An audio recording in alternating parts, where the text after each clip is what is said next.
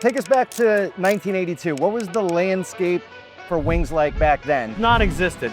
Whenever I brought up chicken wings to everybody, they didn't know what I was talking about. Right. You got to figure out something else because this isn't going to go anywhere. Buffalo wings, why did it explode to one of the staples of American cuisine today? Spaghetti, it's a nice thing that you want to share, but it's so awkward to share. Yeah. But wings, you can have a plate in front of everybody. They share, it somehow leads a conversation. The History Channel did a feature on buffalo wings, and you were featured in that episode, but not as yourself.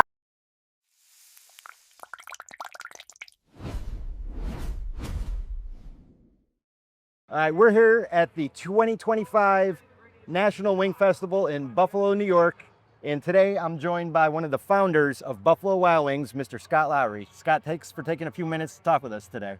Thanks for inviting me to have a little conversation. Absolutely. We've had a few before, but it's Definitely. always good to catch up. Now we'll have one on the record. Yeah.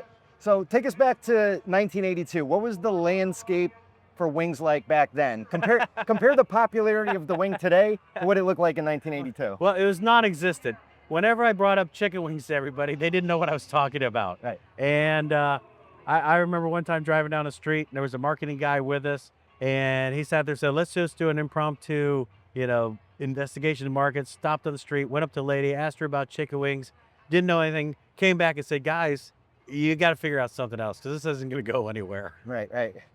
So why is it that you think buffalo wings, coming from its roots as a humble bar food, a college town food, why did it explode to one of the staples of American cuisine today? What was it about the wing that caused it to have this explosive growth? The one thing the wing has over so many other foods that I discovered and that everybody's discovered is it's communal, and it's very easily shareable. Yep. I try to think like, spaghetti, it's a nice thing that you want to share, but it's so awkward to share. Yeah. But wings, you can have a plate in front of everybody. They share, it somehow leads a conversation. So it's just the most communal, enjoyable group meal there is out there. Absolutely, absolutely. So I want to talk about building the business now, because I come here every year and I see you walking around, and you're one of the most laid back, carefree guys in the world. But when I started Winging On in 2011, it's basically been 14 years of low-level anxiety and panic. So I'm sure at some point you had a stressful part of the journey. What was the most stressful part of building the world's greatest wing empire? Well, I'll let you know this, and this will make you feel better. There's a lot more stress in the beginning than towards the end. Yeah. In the beginning, you really don't know everything you're doing. You're figuring it out. You've got hurdles to overcome that you didn't even know were coming. And so, I mean, yeah, when I hear you say 14 years, I'm like going, oh my God, you've gone through some real growing pains, and now you're sorting it out. You'll have new growing pains as you get bigger. They shift and stuff like that. But the stress of in the beginning, can I make this work? Is the store going to be there the next day? I got into a little financial trouble. So it's not easy in the beginning. As you get more stores, if one store doesn't do well, or like I say, there's a hurricane or something, and you lose that store's sales for a couple of days. When you have multiple stores, it's not so big of a impact. Right.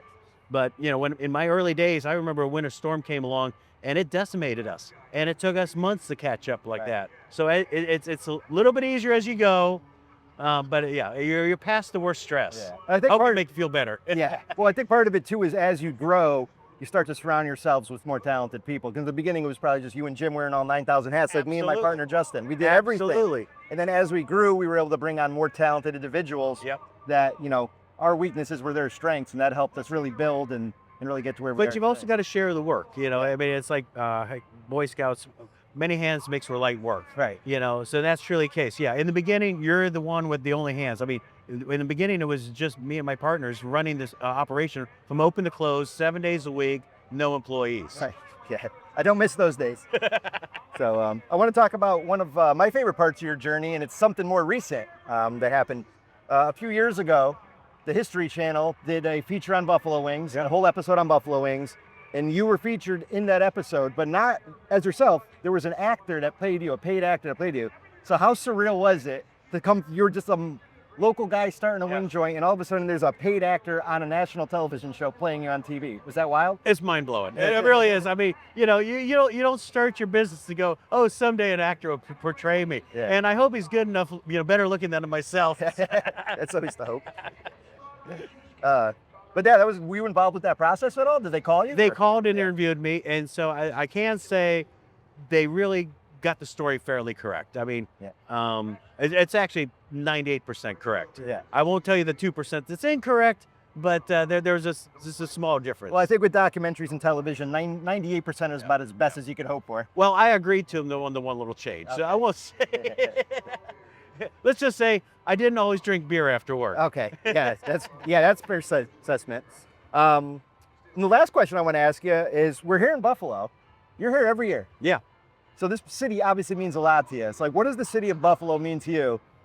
In all these years you've been coming, why do you keep coming back?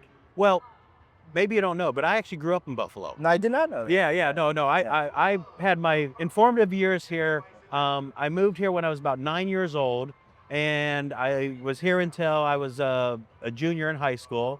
I learned to drive in Buffalo. I did a lot of things in Buffalo. Had my first taste of wings in Buffalo, and I hate to even tell everybody this, I didn't like them the first time I tried them. Really? Yeah, you got to understand, back in the 70s, there wasn't even Taco Bell. Nobody experienced anything spicy. Right. So this buddy of mine takes me out to a restaurant here called Casa de Pizza, and he says, "You want some hot wings?" I went, "Well, I don't like them cold."